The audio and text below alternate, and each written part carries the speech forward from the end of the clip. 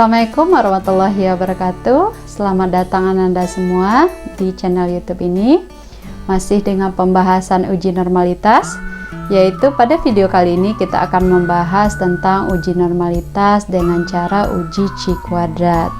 Nah, untuk uji Chi kuadrat sendiri ada dua cara. Yang pertama yaitu dengan perhitungan manual. Kemudian yang kedua dengan bantuan program SPSS. Nanti kita akan menggunakan kedua ini sehingga Ananda, kalau pada video sebelumnya Ananda semua sudah kenal dengan program SPSS. Nah, maka kita akan bahas perhitungan manual terlebih dahulu, kemudian baru perhitungan SPSS-nya. Nah, untuk lebih jelasnya saksikan video berikut ini.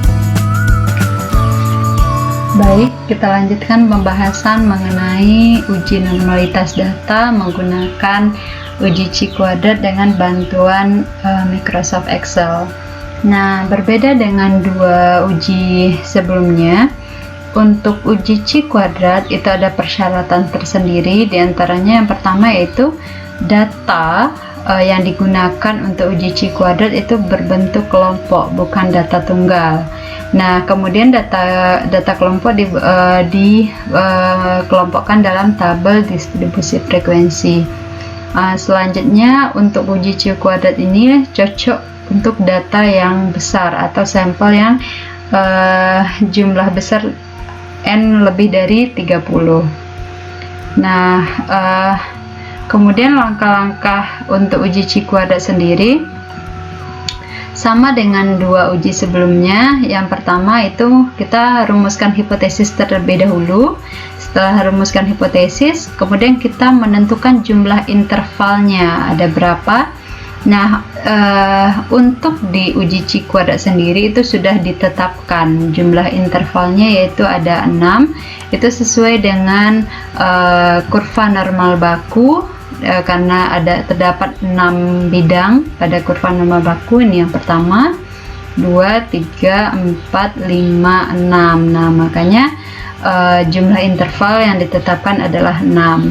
Nah, selanjutnya setelah kita tahu jumlah intervalnya 6, kita lanjutkan dengan menentukan panjang kelasnya, di mana rumus panjang kelas adalah data terbesar kita kurang dengan data terkecil, kemudian kita bagi dengan intervalnya.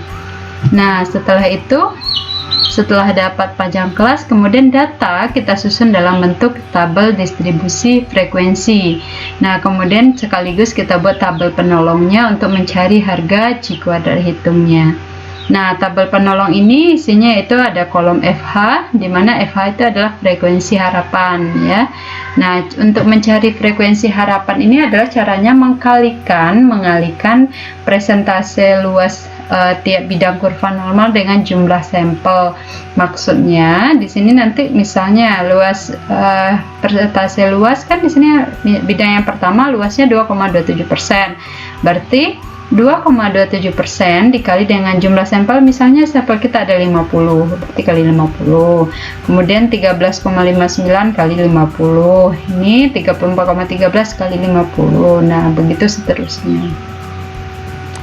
Nah, setelah kita dapat nilai FH, selanjutnya kita hitung nilai F dikurang FH, di mana F ini adalah frekuensi.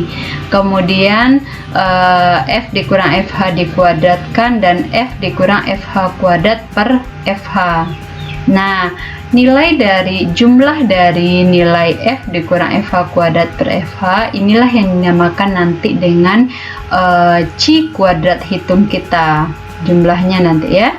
Nah, setelah kita dapat Chi kuadrat hitung, kemudian kita bandingkan antara Chi kuadrat hitung dengan Chi kuadrat tabel. Nah, ketika kita peroleh nilai Chi kuadrat hitung itu kurang dari Chi kuadrat tabel, maka dapat kita simpulkan bahwa data kita berdistribusi normal. Nah, jika sebaliknya kita dapatkan Chi kuadrat hitungnya lebih daripada Chi kuadrat tabel, maka itu data tidak berdistribusi normal.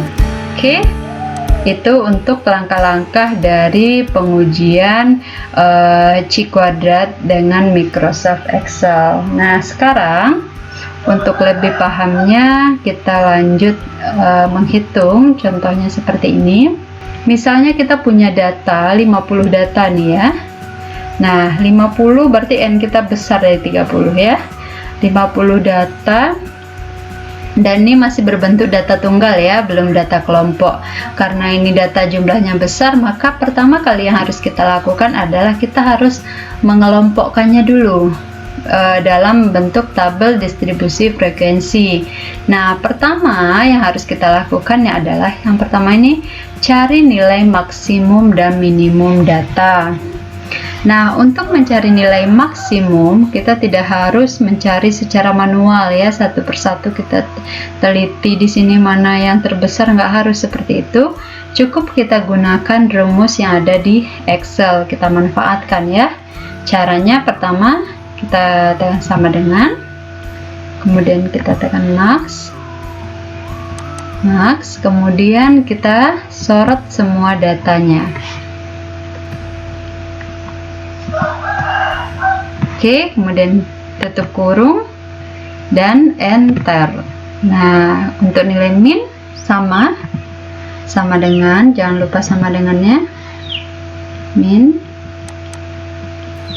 kemudian masukkan semua data, kemudian kita enter. Nah, sehingga diperoleh nilai max kita adalah 57 dan nilai minimalnya adalah, dan nilai terkecilnya 36. Setelah kita mendapatkan nilai max dan min, selanjutnya kita hitung panjang datanya. Panjang data kita ada berapa? Nah, tadi panjang datanya rumusnya yaitu nilai terbesar kurang terkecil dibagi dengan banyaknya interval. Berarti di sini sama dengan max kita kurang dengan min, kemudian kita bagi dengan banyak interval kita tadi ada 6. Nah, sehingga diperoleh panjang data kita adalah 3,5. Karena panjang 3,5 ini sebenarnya kita boleh pilih 3 atau 4 ya, boleh dibulatkan ke atas atau ke bawah. Nah, dalam kasus ini kita gunakan pembulatannya ke yang 3 ya. Nah, kemudian selanjutnya kita isi tabel distribusi frekuensinya. Nah, ini dia tabel distribusi frekuensi sebenarnya seperti ini. Nah, kalau tambahannya ini merupakan tabel penolong tadi ya. Nah, kemudian batas bawah kita isi dengan nilai minimal terlebih dahulu. Minimalnya tadi ada 36 ya. Kemudian untuk batas atas tadi karena panjang data kita ada 3, maka sama dengan 36 kita jumlahkan dengan 3. Oke. Kemudian selanjutnya untuk ini kita tarik ke bawah. Nah, untuk mengisi batas yang di sini, karena batas ininya 39, sehingga batas bawah yang di sini jadinya 40. Nah, karena 43, 44 dia akan terisi secara otomatis nantinya. 48, kemudian 52 dan 56. Oke. Nah, untuk rumus frekuensi sendiri caranya adalah kita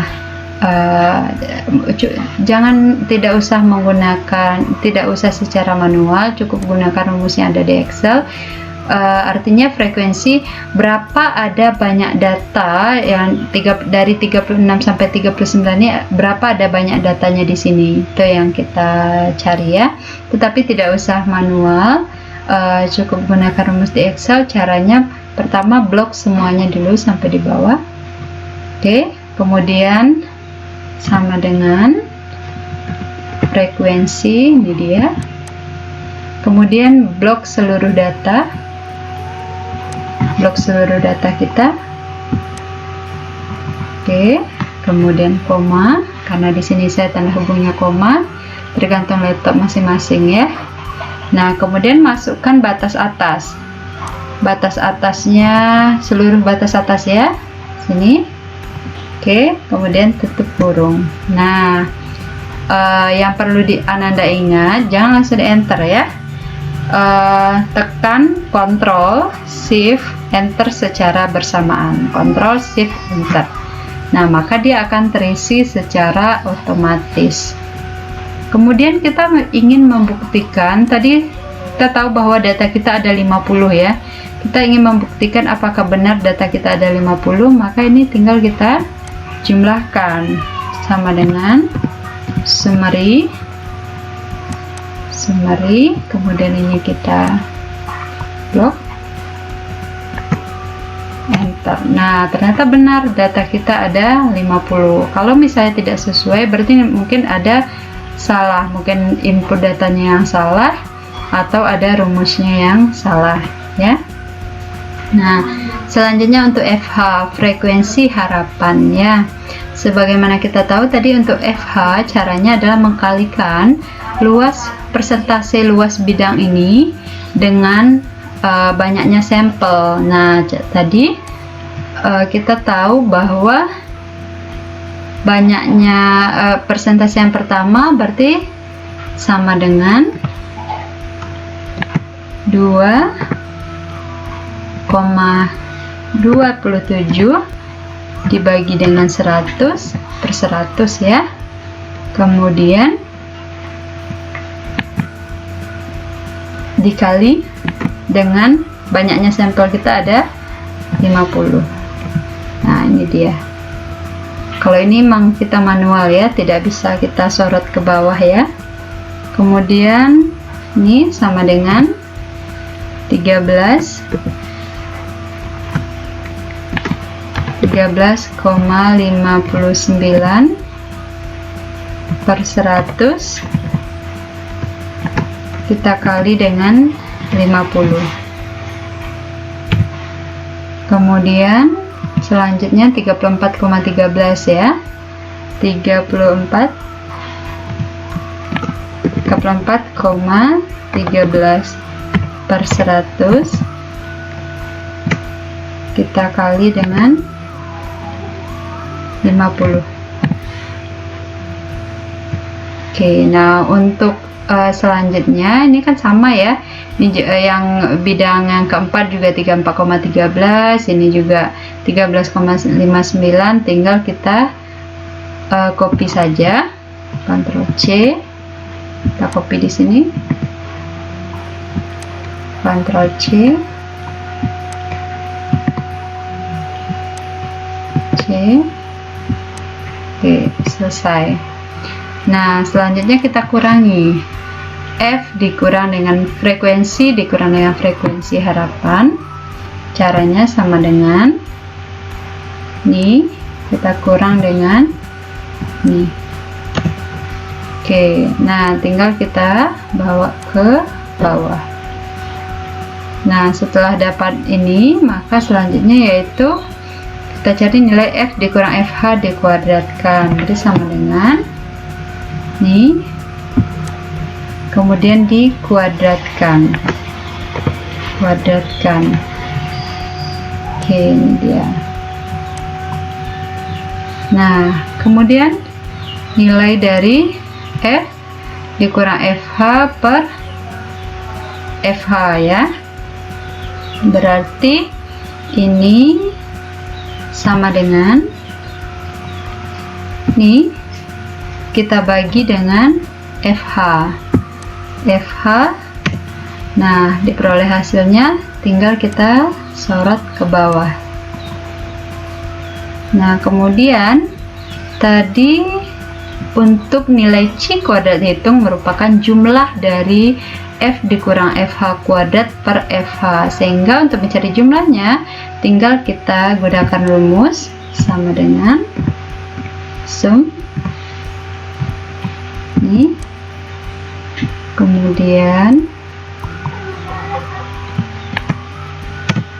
oke, sehingga diperoleh jumlahnya adalah 10,3071451 ya.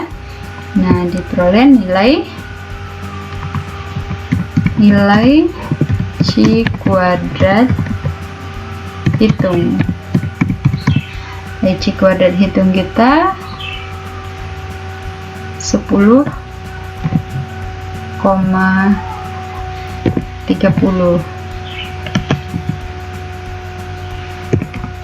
Nah, setelah dapat nilai C kuadrat hitung, kita cari nilai C kuadrat tabel.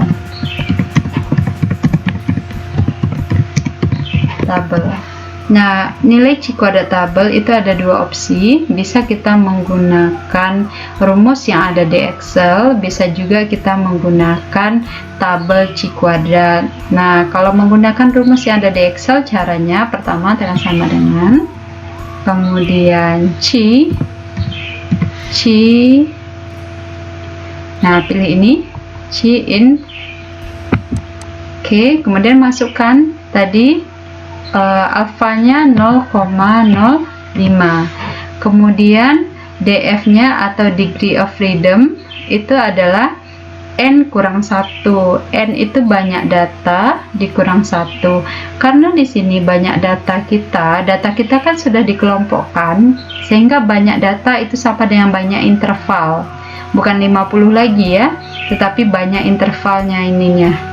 Nah, banyak interval kita tadi ada 6 kurang 1 5. Berarti ini df-nya itu 5. Kemudian kita tutup kurung, enter. Nah, sehingga diperoleh bahwa nilai dari C kuadrat tabel kita adalah 11,0705.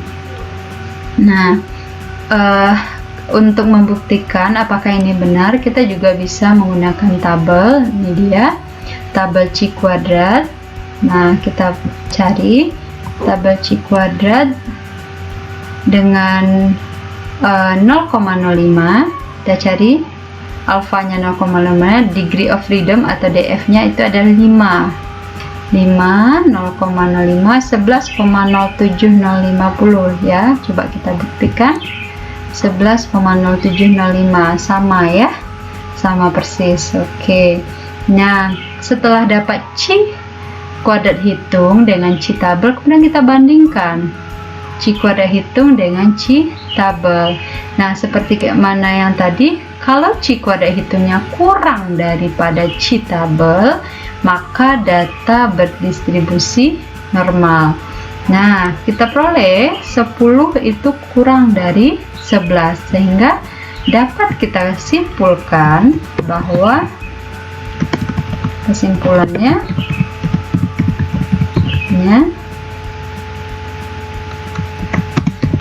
data berdistribusi normal.